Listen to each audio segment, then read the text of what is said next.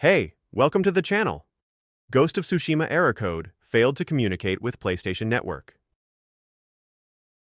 Before we proceed, we want to let you know that we used AI for the voiceover and some graphics.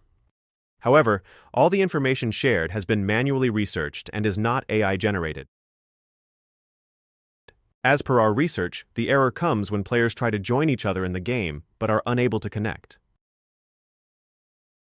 According to our research, this is mainly a server-related issue. To deal with the error, the first thing we suggest is to power cycle your device along with the network. To do this, shut down your device and unplug your router from the power source. Then wait for a few minutes, then restart both. After that, check if you need to update the game, and then check for the error. If the error still comes, then the servers may be unstable. You can check the game's social media to check if there are any announced server maintenance or outages, as well as you can also refer to your gaming console server status.